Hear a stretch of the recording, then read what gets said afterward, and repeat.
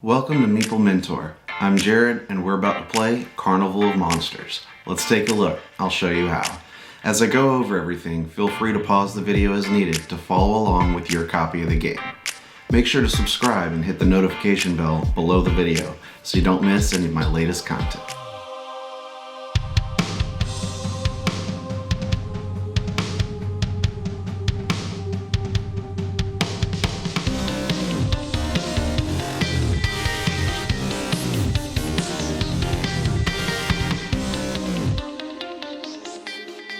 In Carnival of Monsters, players attempt to lure and capture a variety of monsters to their menageries.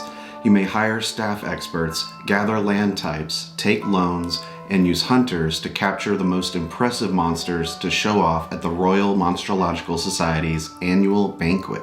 This card drafting game for up to 5 people comes from the mind of Richard Garfield of Magic the Gathering fame. I'll also add that the rules include a simplified play variant, which you may consider for your first time. It's recommended if most of the players have not played a card drafting game before. To do this, go through the Carnival deck and remove the secret goals, staff cards, and event cards. The only staff and event cards to keep in the game are ones that give hunters, hunter tokens, or gold crowns. With that, let's get ready to play.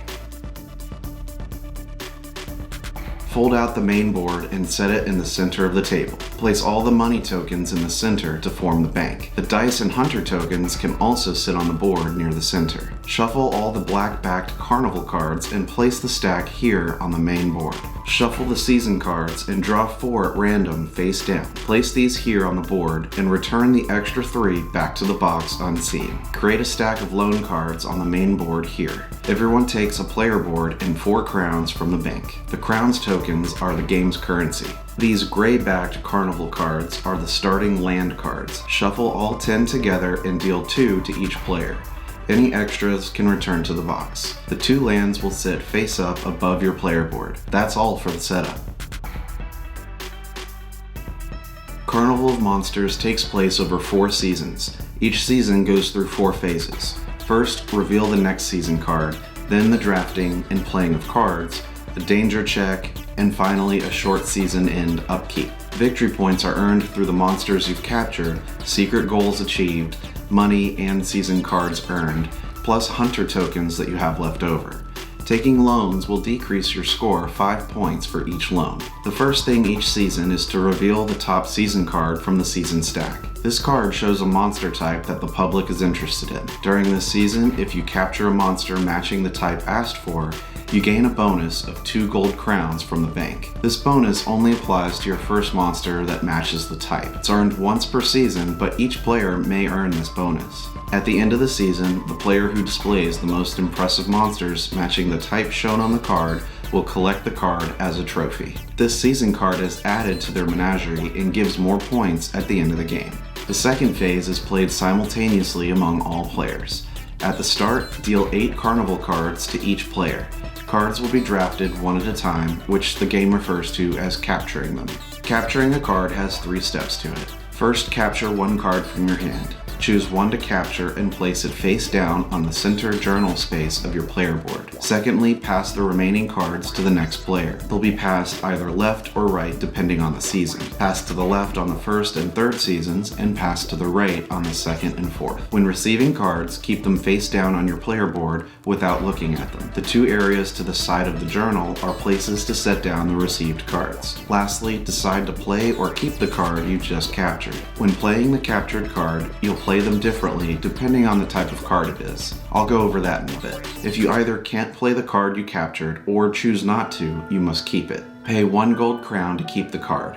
Place it face down in the space for your kept cards on your player board. Kept cards can be played at any time except during the danger check phase that follows. When playing a kept card, you still must be able to meet its requirements to play it. You can keep an unlimited amount of kept cards on your board, and they will stay there from round to round. This capturing phase continues like this until all the cards are played or kept. Pick up the cards just past you and choose another card to capture. Pass the remaining cards again and play or pay 1 gold crown to keep it. Once they're all captured, continue to the next phase. During this phase, all monsters are evaluated on their danger levels. These symbols are found on the right side of certain monster cards. Only monsters played this season are checked. Every danger symbol requires you to pay a hunter or a fine. The first step is for one person to roll the 3 Royal Hunter dice. They can be 0, 1, or 2 cages. The total number of cages rolled is available for each player to use to pay off the danger cost of their played monsters. 1 hunter per danger symbol. These Royal Hunters from the dice can't be saved for future seasons. Some cards you may have played are Staff Hunters. You may use each of your Staff Hunters once each season. Remember that during the danger check phase, you may not play any of your kept cards. The staff must have been played prior to starting this phase. Additionally, certain event cards earn you hunter tokens, which look like cages. You may use any of your collected hunter tokens to pay the danger costs by discarding it to the supply. The unused tokens can be saved and used for later seasons. As long as the added Royal Hunters from the dice, your Staff Hunter cards, and hunter tokens paid equal or exceed the number of danger icons from the monsters you've played this season, your monsters are all secure. If you're short paying hunters, you'll need to pay a fine of 3 gold crowns for each danger icon left over. If you don't have the money, you must take a loan to pay the fees. Anytime you must spend gold crowns during the game but you run out, you must always draw a loan card from the board. Each loan card gives you 3 gold crowns from the bank. Loan cards are kept until the end of the game and are never repaid. Instead, each is worth -5 victory points. You can combine 3 loan cards you've collected with one single consolidated loan card. It's just a way to make sure that you never run out of single loan cards that you can take. The consolidated loan card is worth the same as 3 regular loan cards. After resolving the danger check, proceed to ending the season. First, award the season trophy card to the player with the most impressive monsters played, matching the type shown on it. Most season cards award them based on their victory points, but can also be based on the number of danger icons. Add the victory points together for the monsters you've played, matching the season type. Whoever has the highest total gains the trophy card and places it in their menagerie face down. In case of a tie, no one gains the trophy and it's discarded. Next, you should retire the current season's played monsters. Take all the monsters played this season and put them face down in the menagerie on your player board. Don't remove any of your land cards. They'll stay out round to round. The next season starts again with Phase 1, unless you just finished the 4th season. Final scoring would take place after the 4th season. There are several kinds of cards you'll be able to capture and play during the game. Your starting cards are land cards. There are many more land cards you'll capture and play of different region types. Land cards show a number of land points on them for that region. The amount of points you have for a specific region allows you to attract monsters to your menagerie. To play the land card, simply place it face up horizontally above your board.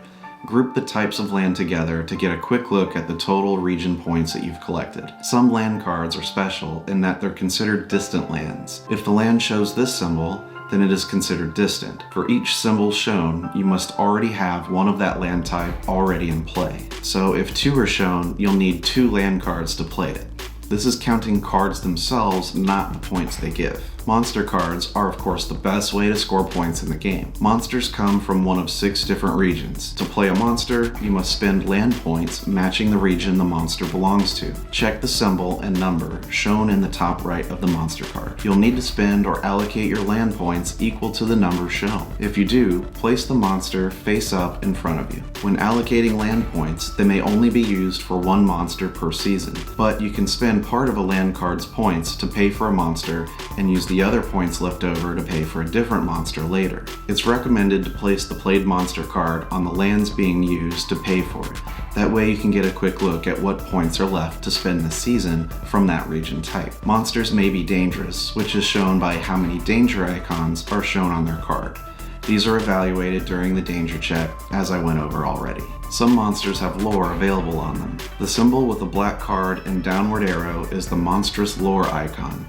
When you play this monster, you immediately draw carnival cards from the deck to either play immediately or pay to keep them. Draw as many cards as the number shown on the lore icon. Some monsters are Dreamland monsters, indicated by the purple Dreamland region icon. Any land type can spend their points to get them into play. There are Dreamland land cards available, but you can supplement those points with additional ones from other region cards. However, the Dreamland land cards are not themselves considered wild. They can't be spent for monsters monsters for other regions. Some of the carnival cards you'll see are known as staff cards. The staff represent people hired to work for you. Some are hunters, which I talked about already. All staff cards have an ongoing permanent effect that apply after the card has been played. In order to play a staff card, you must pay gold crowns to the bank equal to their cost. Their cost is shown in the upper right. Staff can sit face up next to your player board. There are a few Intrepid Explorer staff that become lands in addition to being a staff card. When those are played, choose a land type for them to be for the rest of the game. Turn them sideways and keep it with the region cards to be used as land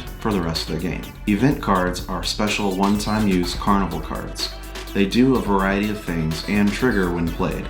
After you gain the benefit from the event, discard it to the general discard pile on the main board. Secret goals are special cards that can earn you extra victory points at the end of the game. Never reveal these until the end of the game. They're not played and must be kept with your kept cards in order to score. To keep the secret goal, just like any other card, pay 1 gold crown and place it face down in your kept card stack.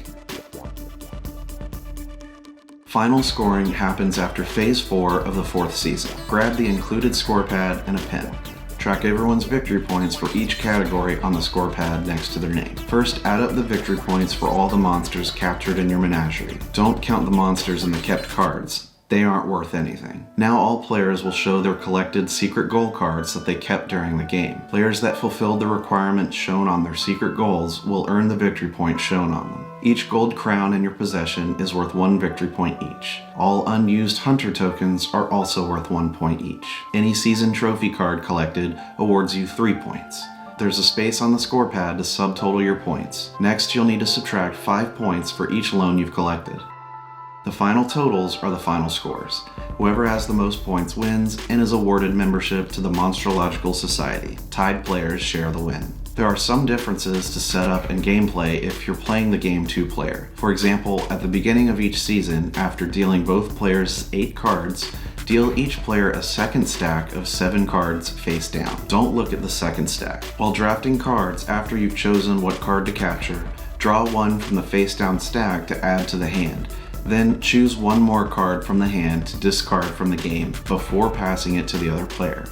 This method helps to keep the mix of cards different and varied while drafting. When the draw stacks run out, discard one last time and pass the remaining card to your opponent. Keep the rulebook handy and check BoardGameGeek.com for FAQs and extra content. Check the video description for links to Top Shelf Gamer for token upgrades and SleeveKings.com for a 10% off coupon on card sleeves. Thanks for watching. Like and subscribe if you found this teaching helpful. Stick around to watch another Learn to Play video. And remember, teach when you can, but always be learning. See you next time.